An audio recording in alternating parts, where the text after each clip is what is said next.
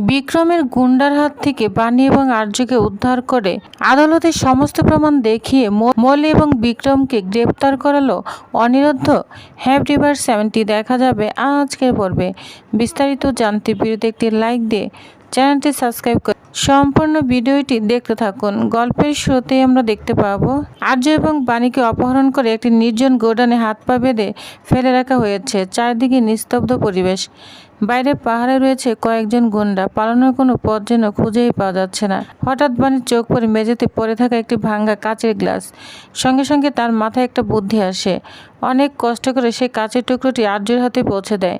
তারপর বলে, আর্য এই কাজ দিয়ে আগে নিজের হাতে দড়ি কেটে ফেলো, তারপর আমরা এখান থেকে বের হওয়ার চেষ্টা করব। কিন্তু আর্য বলে, না বৌদি, আমি এতদিন শুধু নিজের কথাই ভেবেছি। নিজের বিপদ থেকে বাঁচানোর জন্য আমি অনেক ভুল করে ফেলেছি, কিন্তু আজ আর সেটা করব না। আগে তোমাকে মুক্ত করব, তারপর নিজের কথা ভাববো। আমি বুঝে গিয়েছি একা বেঁচে থাকার কোনো মূল্য নেই। সবাইকে নিয়ে বাঁচার মধ্যে সত্যিকারের জীবন। আর্যের এই কথায় বাণীর চোখ ভিজে ওঠে। সে বুঝতে পারে আর্য সত্যি বদলে গিয়েছে। এরপর আর্য অনেক সাবধানে কাচের ধার দিয়ে বাণীর হাতে দড়ি কাটতে শুরু করে। কাজটা মোটেও সহজ ছিল না। সামান্য ভুল হলে দুজনের হাত কেটে যেতে পারত। তবুও ধৈর্য ধরে সে চেষ্টা চালিয়ে যায়। দীর্ঘ সময়ের পর অবশেষে বাণীর হাতের বাঁধন খুলে যায়। মুক্ত হয়ে বাণী আর এক মুহূর্ত নষ্ট করে না। সে নিজের পায়ে দড়ি খুলে ফেলে, তারপর দ্রুত আর্যর হাত ও পায়ের বাঁধনও খুলে দেয়। কয়েক মুহূর্তের মধ্যে দুজনেই মুক্ত হয়ে যায়, কিন্তু তারা জানে বিপদ এখনও কাটেনি। গোডাউনের বাইরে এখনও গুন্ডারা পাহারা দিচ্ছে, তাই তারা খুব সতর্ক হয়ে সুযোগের অপেক্ষা করতে থাকে। অন্যদিকে অনিরুদ্ধ সরাসরি পৌঁছে যায় বিক্রমের অফিসে। অফিসে ঢুকে সে আর কোনো ভনিতা না করে বিক্রমের সামনে দাঁড়িয়ে দৃঢ় গলায় বলে, আমি সব বুঝে গিয়েছি। এই পুরো ষড়যন্ত্রের নৈপথ্য আপনিই আছেন। আমাদের সম্পত্তি দখল করার জন্য এতদিন ধরে একের পর এক পরিকল্পনা করেছেন, কিন্তু এবার আমি সব প্রমাণ সংগ্রহ করব। আদালতে দাঁড়িয়ে প্রমাণ করে দিব আসল অপরাধীকে। তার আগে বলুন, আর্য এবং বাণী কোথায়? অনিরুদ্ধের এমন কথা শুনে বিক্রমের মুখে কোনো ভয়ের ছাপ দেখা যায় না, বরং ঠান্ডা মাথায় সে হালকা হাসি দিয়ে বলে, এত উত্তেজিত হওয়ার কি আছে? আগে বলো, চা খাবে না কফি খাবে? বিক্রমের নির্লজ্জ আচরণে অনিরুদ্ধ রাগ আরও বেড়ে যায়। সে জোরে টেবিলের হাত মেরে বলে, আমি এখানে চা বা কফি খেতে আসিনি। আমার স্ত্রী কোথায় এক্ষুনি বলুন। বিক্রম এবারও স্বাভাবিক ভঙ্গিতে অনিরুদ্ধকে শান্ত করার চেষ্টা করে। ব্যবসার একটা নিয়ম আছে অনিরুদ্ধ, মাথা গরম করলে কখনো ভালো সিদ্ধান্ত নেওয়া যায় না। ঠান্ডা মাথায় চিন্তা করতে হয়। তুমি এখন আবেগ দিয়ে ভাবছ, কিন্তু আমি একজন ব্যবসায়ী, কোনো অপহরণকারী নই। এরপর সে আরও নিচু গলায় বলে, আমার সঙ্গে একটা ডিল করে নাও, তাহলে তোমার পুরো পরিবার নিরাপদ থাকবে। অনিরুদ্ধ এক মুহূর্ত দেরি না করে দৃঢ়কণ্ঠে উত্তর দেয়, অসম্ভব। আমি কোনো অন্যায়ের সঙ্গে আপোষ করব না। বিক্রম এবার ড্রয়ারের ভিতর থেকে একটি ফাইল বের করে একটি কাগজ অনিরুদ্ধের হাতে তুলে দেয়। এই কাগজে তোমাদের পরিবারের সবাই সই নিয়ে এসো, তাহলে সব সমস্যার সমাধান হয়ে যাবে। অনিরুদ্ধ কাগজটি হাতে নিয়ে পড়তে বুঝতে পারে এটি সম্পত্তি হস্তান্তরের নথি। অর্থাৎ এতদিনের সমস্ত ষড়যন্ত্রের আসল উদ্দেশ্য ছিল তাদের সম্পত্তি নিজের নামে লিখিয়ে নেওয়া। এক মুহূর্ত দেরি না করে সে কাগজটি ছিঁড়ে টুকরো টুকরো করে বিক্রমের মুখের সামনে ছুঁড়ে ফেলে। আপনার এই স্বপ্ন কোনোদিন পূরণ হবে না। আমি আর্য আর বাণীকে খুঁজে বের করব, তাদের আদালতে নিয়ে যাব, তারপর সবার সামনে প্রমাণ করে দিব এই ষড়যন্ত্রের পিছনে আসল মাস্টারমাইন্ড কে। এই কথা বলে অনিরুদ্ধ বেড়ে যেতে উদ্ধত হয়। পিছন থেকে বিক্রমের ঠান্ডা গলায় বলে উঠে, দেখা যাবে শেষ পর্যন্ত কে কতদূর যেতে পারে। কিন্তু অনিরুদ্ধ আর একবারও ফিরে তাকায় না। দৃঢ় পদক্ষেপে সে অফিস ছেড়ে বেরিয়ে যায়। তার চোখে তখন একটাই লক্ষ্য, যেভাবেই হোক বাণী আর আর্যকে উদ্ধার করা এবং সত্যকে সবার সামনে নিয়ে আসা। এদিকে গোডাউনে আর্য নিচু গলায় বলে, বৌদি, আমরা তো এখন মুক্ত, এবার এখান থেকে বেরিয়ে যায়। বাণী সঙ্গে সঙ্গে তাকে থামিয়ে দেয়। আস্তে কথা বলো, বাইরে এখন অনেক লোক পাহারা দিচ্ছে। সামান্য ভুল করলে আবারও ধরা পড়ে যাব। দুজনে নিঃশব্দে চারপাশে পর্যবেক্ষণ করতে থাকে। তারা জানে এখন ধৈর্য তাদের সবচেয়ে বড় অস্ত্র। অন্যদিকে অফিস থেকে বেরিয়ে অনিরুদ্ধ পুলিশ অফিসারকে ফোন করে। উদ্বিগ্ন কণ্ঠে সে জানতে চায়, অফিসার কোনো খবর পেলেন? ওদের অবস্থান কি ট্রেস করা গিয়েছে? অফিসার শান্তভাবে উত্তর দেয়, আপনি যে গাড়ির নম্বর এবং রং জানিয়েছেন সেই সূত্র ধরে আমরা টিম তল্লাশি চালাচ্ছি। আশা করছি খুব দ্রুত কোনো না কোনো তথ্য পাওয়া যাবে।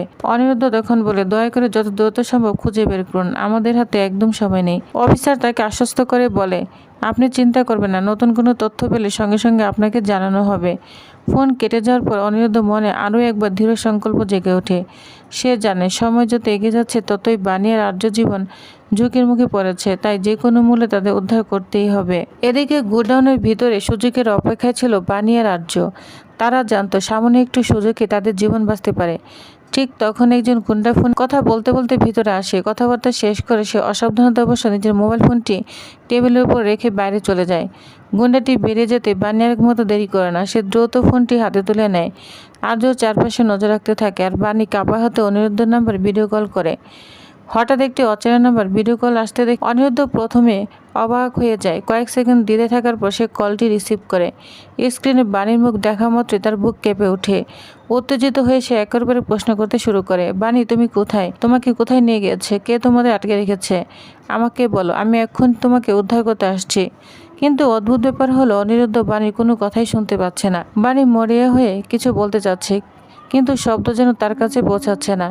মনে হচ্ছে ফোনে এমন কিছু করা হয়েছে যার কারণে একদিকে শুধু ছবি দেখা যাচ্ছে, কিন্তু আওয়াজ শোনা যাচ্ছে না। অনিরুদ্ধ বুঝতে পারে কথা শোনা সম্ভব না হলেও বানি তার কথা শুনতে পাচ্ছে। তাই সে নিজেকে শান্ত করে বলে, বানি, আমি তোমার কথা শুনতে পাচ্ছি না, কিন্তু যদি তুমি আমার কথা শুনতে পাও তাহলে চারপাশটা আমাকে দেখাও। যেখানে আছো সব কিছু ক্যামেরা দেখানোর চেষ্টা করো। বানির সঙ্গে সঙ্গে মোবাইলটি ঘুরিয়ে ঘুরে চারপাশে দেখাতে শুরু করে। অনিরুদ্ধ খুব মনোযোগ দিয়ে প্রতিটি কোণা লক্ষ্য করতে থাকে। হঠাৎ তার চোখে পড়ে গোডাউনের চারিদিকে সারি সারি বালির বস্তা স্তূপ করে রাখা আছে। সেই দৃশ্য দেখে তার মাথায় একটি গুরুত্বপূর্ণ সূত্র আসে। সে মনে মনে বলে, চারদিকে এত বালির বস্তা, তার মানে ওদের কোনো বালির গোডাউনে আটকে রাখা হয়েছে। এরপর সে আবার বানিকে আশ্বস্ত করে, তুমি একদম ভয় পেও না। তুমি যেখানেই থাকো না কেন আমি তোমাকে খুঁজে বের করবই। দরকার হলে পৃথিবীর শেষ প্রান্তে চলে যাব, তোমাকে কিছুতে ওদের হাতে ছেড়ে দেব না। অনিরুদ্ধ চোখে মুখে তখন অসহায়ের সঙ্গে ছিল অদম্য এক জেদ। অন্যদিকে বানির চোখ বেয়ে অস্ত্র গড়িয়ে পড়ছে। সে কিছু বলতে চাচ্ছে, কিন্তু নিজের কণ্ঠস্বর পৌঁছাচ্ছে না। বোঝে আরও বেশি অসহায় হয়ে পড়ে। ঠিক সেই সময় বিপদ আবার সামনে এসে দাঁড়ায়। সে গুন্ডাটি ফোনের টেবিলে রেখে গিয়েছিল। সে ফিরে আসে, এসে টেবিলের দিকে তাকাতে চমকে ওঠে। আরে, আমি তো এখানেই ফোনটা রেখেছিলাম, ফোনটা গেল কোথায়? সে দ্রুত চারদিকে খুঁজতে শুরু করে। ঠিক তখনই আরেকজন গুন্ডার চোখে পড়ে মেঝেতে পড়ে থাকা রক্তের দাগ। সঙ্গে সঙ্গে তারা বোঝা যায় বন্দীরা নিজেদের হাতে দড়ি কেটে ফেলেছে। সবাই একসঙ্গে দৌড়ে বানির রাজ্যের দিকে ছুটে যায়। সেখানে গিয়ে দেখে বানি এখনও ভিডিও কলে অনিরুদ্ধের সঙ্গে যোগাযোগ রাখার চেষ্টা করছে। এক মুহূর্ত দেরি না করে একজন গুন্ডা ফোনটি ছিনিয়ে নেয়। হঠাৎ করে ভিডিও কল কেটে দেয়। স্ক্রিন অন্ধকার হয়ে যেতে দেখে অনিরুদ্ধের বুকটা একদম ধক করে ওঠে। সে বারবার ফোনে ডাকতে থাকে, বানি বানি বলে, কিন্তু ততক্ষণে সব শেষ। ফোনের সংযোগ বিচ্ছিন্ন হয়ে গিয়েছে। এদিকে গুন্ডারা ভয় পেয়ে যায়। তারা বুঝতে পারে বিষয়টার গোপন নেই, কোনো না কোনোভাবে বাইরে পৌঁছে গিয়েছে। তাদের একজন বলে, না, এদের আর এখানে রাখা যাবে না, কখন কি করে বসবে কিছুই বলা যায় না, এখনই অন্য এক জায়গায় নিতে হবে। সঙ্গে সঙ্গে তারা দুটি বস্তা এনে বানি আর আর্যকে জোর করে ভেতরে ঢুকিয়ে দেয়। তারপর শক্ত করে মুখ বেঁধে দেয় যাতে তার কোনোভাবে বের হতে না পারে। বস্তার ভেতর দুমবন্ধ অবস্থায় পড়ে থাকা বানি মনে মনে শুধু একটা কথাই ভাবছে, আমি জানি না অনিরুদ্ধ কিছুই বুঝতে পারছি কিনা, কিন্তু আমার বিশ্বাস ও নিশ্চয়ই কোনো না কোনো সূত্র পেয়েছে, ও আমাকে খুঁজে বের করবেই। অন্যদিকে ভিডিও কল কেটে যাওয়ার পর অনিরুদ্ধ গভীর চিন্তায় ডুবে যায়। সে একটি মন্দিরের সামনে এসে বসে পড়ে। মাথার ভিতর বারবার ঘুরতে থাকে সে একটাই দৃশ্য, বালির বস্তা। সে নিজেই নিজেকে বলতে থাকে, এতগুলো বালির গোডাউন কোনটাই খুঁজবো, কোথা থেকে শুরু করব। কয়েক মুহূর্তের পর সে নিজের মনকে শক্ত করে, না, এভাবে ভেঙে পড়লে চলবে না, আমাকে ওদের খুঁজে বের করতেই হবে, যত কষ্টই হোক আমি হার মানব না। এরপর তার মনে পড়ে মধুরার কথা। সে সঙ্গে সঙ্গে মধুরাকে ফোন করে। ফোন ধরতে মধুরা উদ্বিগ্ন হয়ে জিজ্ঞাসা করে, মিস্টার চ্যাটার্জি, আপনি কোথায়? কোনো খবর পেলেন? অনিরুদ্ধ তখন সব ঘটনাই খুলে বলে। একটা ভিডিও কল আসছিল, আমি বানিকে দেখেছি, ওরা সম্ভবত বালির গোডাউনে আটকে আছে। চারদিকে শুধু বালির বস্তা দেখেছি, এটুকু এখন আমাদের সবচেয়ে বড় সূত্র। কথাটা শুনে মধুরা একদম অবাক হয়ে যায়। আপনি কি বলছেন? তাহলে এখন কি করবেন? অনিরুদ্ধ তখন বলে, আমাদের হাতে সময় খুব কম, যেভাবেই হোক ওদের খুঁজে বের করতেই হবে। ঠিক তখনই মধুরা মনে পড়ে যে আদালতের মামলার কথা। সে উদ্বিগ্ন হয়ে বলে, কিন্তু আজ তো কোর্টে শুনানি রয়েছে, সেই কেসে কি হবে? অনিরুদ্ধ কিছুক্ষণ চুপ থেকে উত্তর দেয়, আমি জানি আপনি খুব বুদ্ধিমান, আপনি কোর্টের বিষয়টা সামলে নিন, আমি ততক্ষণ বানিয়ে রাজ্যকে খুঁজে বের করার চেষ্টা করছি। আমি ওদের নিয়ে আদালতে পৌঁছাতে পারলে আজ সবার সামনে সত্যিটা প্রকাশ হয়ে যাবে। আজ আর কেউ মুকেশের আড়ালে লুকিয়ে থাকতে পারবে না। আজ আসল অপরাধীর মুখোশ আমি নিজেই খুলে দিব। এদিকে বাড়িতে ছোট্ট তানিয়া বারবার জেদ করছে সে আর এখানে থাকবে না। তার বাবা মা, ঠাম্মি এবং পরিবারের সবার কাছে চলে যেতে চায়।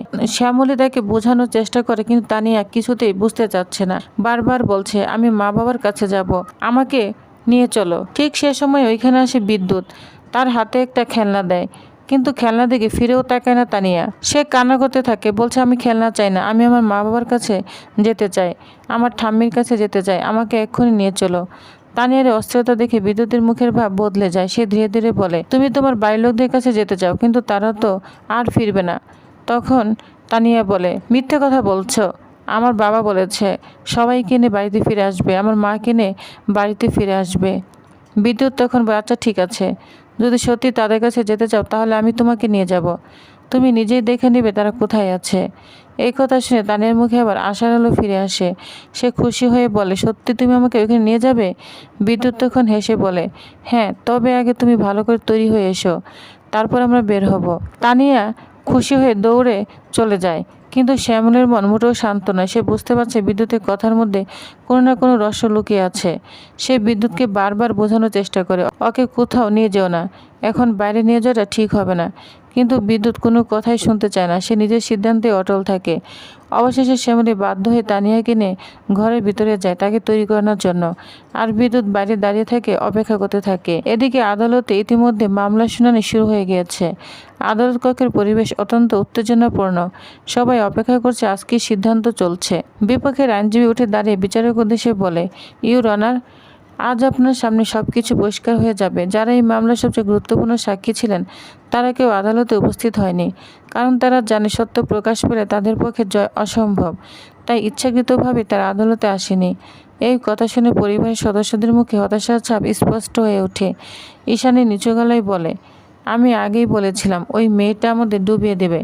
আমি জানতাম ওরা আর ফিরবে না। এখন আমাদের বাঁচানোর মতো আর কেউ নেই। নয়নতারা ভেঙে পড়ে। সে কষ্টের সঙ্গে বলে, আমি সত্যি ভাবতে পারছি না বাণীর অনিরুদ্ধ আমাদের এভাবে একা ফেলে দিবে। আমরা তো শেষ হয়ে গেলাম। আদালতে আবারও বিপক্ষের আইনজীবী বক্তব্য শুরু করে। তিনি বিচারকের দিকে তাকিয়ে বলে, ইউর অনার, যারা এই আর্থিক দুর্নীতির সঙ্গে জড়িত তাদের প্রত্যেকের বিরুদ্ধে কঠোর শাস্তির আবেদন জানাচ্ছি। আইন যেন নিজের কাজ করে। ঠিক তখনই পরিবারের দাদু ধীরে ধীরে উঠে দাঁড়ায়। তার কণ্ঠে ছিল দীর্ঘদিনের অভিজ্ঞতার সত্যের দৃঢ়তা। তিনি বিচারকের উদ্দেশ্যে বলে, ইউর অনার, আমাদের কোম্পানি বহু বছরের পুরানো এবং সম্মানিত একটি প্রতিষ্ঠান। এই কোম্পানিতে কখনো কোনো চিটফান্ড ব্যবসা চলেনি। আমরা কখনো ইচ্ছাকৃতভাবে কর ফাঁকি দেইনি। ব্যাংকের ঋণ ও নিয়ম মেনে ধীরে ধীরে পরিশোধ করা হচ্ছিল। কিছুক্ষণ থেমে তিনি সরাসরি বিক্রমের দিকে তাকিয়ে বলে, আজ আমাদের এই অবস্থার জন্য যদি কাউকে দায়ী করতে হয় তাহলে সে হলো বিক্রম দেব। সমস্ত পরিকল্পনার পিছনে ওর হাত রয়েছে। দাদুর অভিযোগ শুনে আদালত উপস্থিত সবাই একে অপরের দিকে তাকাতে শুরু করে, কিন্তু বিপক্ষের আইনজীবী সঙ্গে সঙ্গে আপত্তি জানায়। তিনি বলেন, ইউর অনার, এই মামলার নথিতে কোথাও বিক্রম দেবের নাম নেই। তার বিরুদ্ধে কোনো প্রমাণ আদালতে জমা পড়েনি। তাছাড়া তিনি মাত্র কয়েকদিন আগে দেশে ফিরেছেন, অথচ আর্থিক দুর্নীতি অভিযোগ প্রায় 1 বছর আগের। তাই ভিত্তিহীন অভিযোগ দিয়ে আদালতকে বিভ্রান্ত করার কোনো সুযোগ নেই। আইনজীবীর যুক্তির পর আদালতের পরিবেশ আরও ভারী হয়ে ওঠে। পরিবারের সদস্যরা বুঝতে পারেন শুধু অভিযোগ করলেই হবে না, সত্য প্রমাণ করার জন্য প্রয়োজন শক্ত প্রমাণ। আর সেই প্রমাণ নিয়ে আদালতে হাজির হওয়ার কথা ছিল অনিরুদ্ধ, বাণী এবং আর্যর, কিন্তু তারা এখনও নিখোঁজ। এদিকে অনিরুদ্ধ মরিয়া হয়ে একের পর এক বালির গোড়ান খোঁজ চালিয়ে যাচ্ছে। অন্যদিকে বাণী এবং আর্য জানেন তাদের কোথায় নিয়ে যাওয়া হচ্ছে। সময় যেন দ্রুত ফুরিয়ে আসছে। এখন সবচেয়ে বড় প্রশ্ন একটাই, অনিরুদ্ধ কি সঠিক সময়ে বাণী আর আর্যকে উদ্ধার করতে পারবে?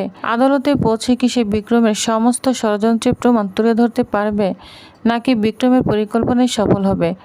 আরেকটি নির্দোষ পরিবার চিরদিনের জন্য অন্যায় শিকার হয়ে যাবে? এই সমস্ত প্রশ্নের উত্তর মিলবে আগামী পর্বে। নেক্সট আপডেটটি জানতে অবশ্যই আমার সাথেই থাকুন। ধন্যবাদ।